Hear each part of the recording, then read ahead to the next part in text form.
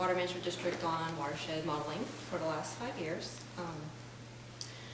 We've come a long way from, typical drawing your own contours and trying to figure out where the water is going. So I'm going to cover some of the different topics that we do. So we do watershed maintenance, which is updating the models, engineering and GIS review of the models. It's a lot faster than I thought.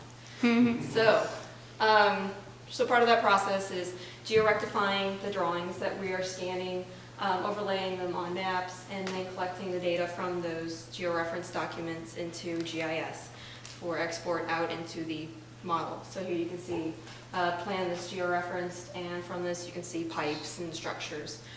We take those pipes and structures and input them into the GIS system, which should be the next slide.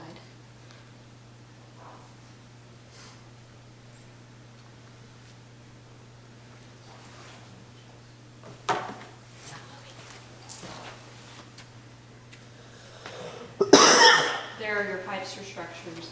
Attached to that, it would be the invert information, which is the elevation of the low part of the pipe, the size of the inlets, and all the data that you would need to model your watershed.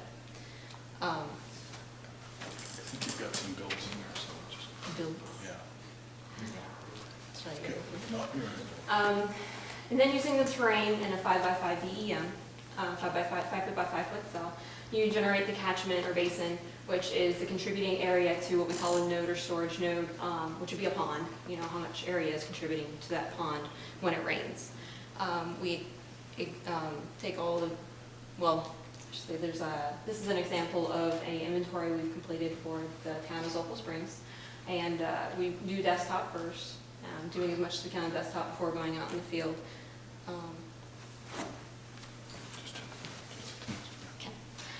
We use dual maps, which SwiftMud has turned into an add-on, so you can just drag and drop it in pen to be able to verify, yes, there is a structure there. Do we need to go out in the field and visit it?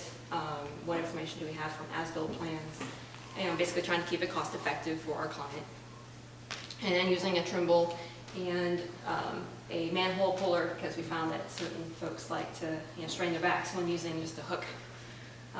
So there's an example of the manhole puller. We collect these points. You see the red points are hydraulic element points, which just give you an indication of the different elements in your watershed. So you get the inverts of the pipes. You see the UIC at the bottom. Those are the inverts. Then we collect the pipe size, length, etc. And then we have another section which reviewed all the watershed models that were being done by other consulting firms.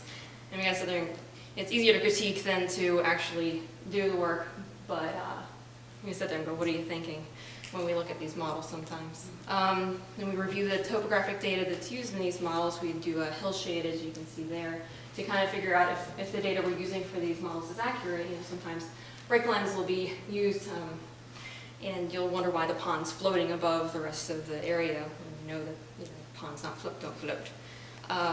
We also, here's a full model, all the inventory and everything with the connectivity, and you can see where, by looking at this we can tell, oh wait, this water is being stopped here, we need to add overland weir so the water can flow across, otherwise it's got what we call a glass wall.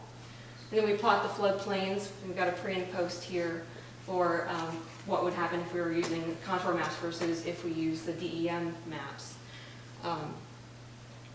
So then we also have done watershed models such as this one. I believe this is PEC Sync.